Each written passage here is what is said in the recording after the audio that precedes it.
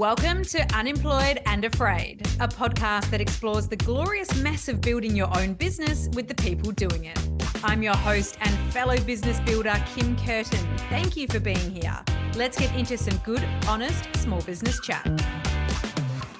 I'm sitting down to prepare this episode for you today after taking a week or so off. And I've got the word off in quotation marks because, as we both know, it doesn't always feel like you're off when you have a business that you're growing. And that was definitely my experience over this last week. And so I wanted to talk to you today about this experience of feeling both like you want and need a break and have some fun non-business things to do, and also not really wanting to take a break or not feeling like you actually can. It's a fun little juxtaposition for us business owners there.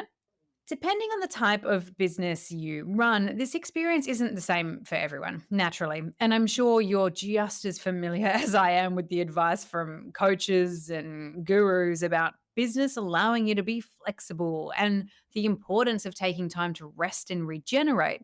And I agree with a lot of this advice. I've probably even said it myself on this podcast, and I've definitely said it to myself. Depending, though, on where you're at with your business and with the perspective that this rhetoric can be at odds with the guilt that we may naturally be feeling. For me, I have a few compounding factors that have been omnipresent for a while now, making time off incredibly difficult to attain, despite me having a lot of actual time available. So let me try and explain that one a little bit more effectively. The types of businesses I run are twofold: service-based and content creation. Service-based in the podcast consultancy that I do for brands, which sometimes also includes commercially minded creators who might need my strategic services, and the content creation side of business being, of course, this podcast and all the myriad of content requirements it has, from creation to editing to promoting to more creation and more editing for all of the podcast platforms and all of the social platforms to build this wonderful show's audience. It's maybe how you ended up here too, which that's the case, yay. It is a bit of a beast to manage on my own, and I'm only really able to do about half of what I should be doing to help it grow. I hate that word should, but it's just a fact. And look, there's that guilt and shame already creeping right through my language. So the compounding factors are this podcast is released and promoted weekly, twice a week, always on. And as just one gal doing all the things, it's always going to be hard for me to get too far ahead and too well planned in getting it out to you. I might be able to get the editing and the publishing done, but half of the work, honestly, in podcasting is about promoting and marketing. It's just the growth strategy required to grow a show. And pre-scheduling posts isn't always going to do it, especially when links aren't live until a pod is. And anyway, semantics. It just means that my head is always part in what's happening with the pod and being present to post and interact on the socials, being there for my guests on the day that the interview episodes post and getting them excited about it, getting around their posts as well. So it's kind of just like that awareness that I'm on. But the other more compounding factor I'm experiencing is I'm still in and may be in for some time to come, despite it already being some time, that churn part of business with my service side.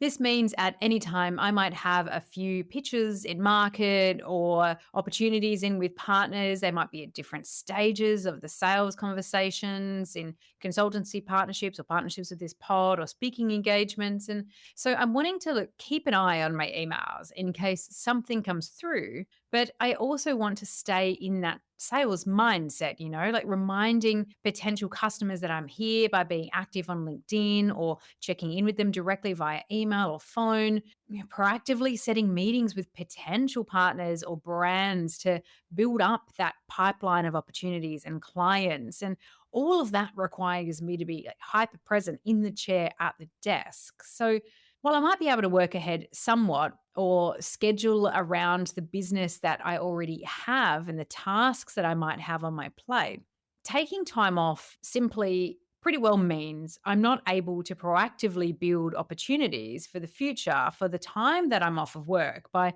doing all those little actions that help me close more business.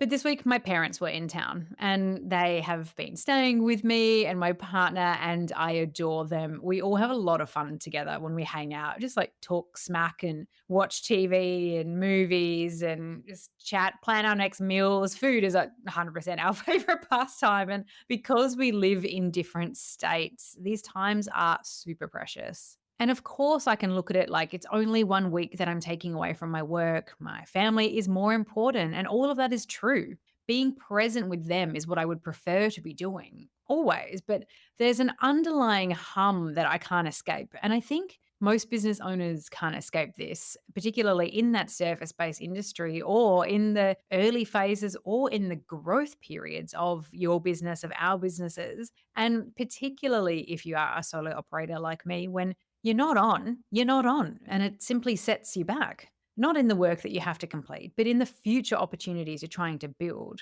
And that is at odds with what you want to be doing in the moment, causing this awful internal conflict that's telling you not to think about work. Life isn't about work. This time won't matter. It's a drop in the ocean. Family time is so much more important. So, so very true. But the fear of not building towards your future is inescapable. And especially when you don't have a solid foundation yet in which to work on. And when you're not building and breadcrumbing your marketing and your opportunities and your sales, like nothing is happening. And that is just frankly scary. And it's likely that there's a lot of people in our lives who don't understand what that feels like. Because again, it's not like you're worried about the actual deadline driven or client task work. You're worried about not doing the things that are helping you get to where you want to be. You know, that like unpaid but incredibly important self driven stuff that no one is asking you to do or expecting you to do, but it has to be done in order to grow your business. And this experience, it just breeds guilt on both sides. And that guilt for not being able to be as present as you want to be with your family and your time off. And especially when that time is with family and friends. And you can see it right in front of you and you can feel a little bit of a push pull internally. And guilt for not putting into your business as like that's the thing that's going to help you be more financially free in the future and more stable and able to take said breaks and capitalize on the flexibility that having a solid business can give to you. And knowing that it's all down to you to get to that stage, it can be a terrible weight fighting with these present and future versions of ourselves. But with most things, I just believe that knowing that this experience is a thing is all part of it. It can teach us a lot about how to become more comfortable with the challenge of it all. It doesn't take away the feeling of guilt or the frustrations with yourself or with others who may not fully understand what it's like and how or why you feel unsettled while trying to take some time away from working on your business. But it does help to reframe the experience somewhat for yourself. And it shows me, certainly over the last week, it's shown me how much I care about these two very important things. Like, that's just, it's a nice thing to be reminded that, of course, I care about my family and my friends and spending time with my family. And I also care about my commitment to creating things that I'm really proud to work on. It's a very different experience than being an employee 100% of the time. If the question is what's the most important thing, like it's always family, friends, relationships, right? However, when you do take on this task of building something for yourself, of building your business, your projects, your side hustle, your full time, your art, whatever, it complicates things as a human. And sometimes taking time off means getting comfortable with setting yourself back just a little bit. And this is a nuance I think that gets missed in so much of the internet advice to create a business that allows you to be flexible and spend more time with friends and family or on the things you love to do outside of the work you do.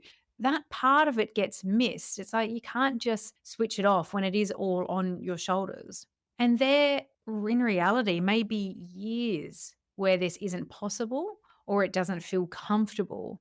And most people around us, I find, unless they're in business, don't get why it's so hard. They don't mean to not get it. It comes from a place of love and encouragement they're giving. And I'm sure if you're anything like me, you try hard to explain it to be like, It's not about you, it's about me. Or just, try to pretend like it's not happening, which is certainly how I operate. But, it's hard. A lot of people don't understand it, but it's an experience that I think we all live with. Earlier this week, if you're listening to this podcast drop in real time, I'm talking about my guest business builder in an interview episode named Andrew Griffith. And if you're listening to this later than the episode release, you can go back in the feed and find this episode with Andrew. Because he said you have to learn to get comfortable with uncertainty in business. And essentially, if you can't get comfortable with constant uncertainty, business isn't for you. And this has like been living rent free in my head since I spoke to Andrew. It's a statement and a thought that deserves an extra moment in the sunshine of our thoughts because there's just so much depth to this part of it.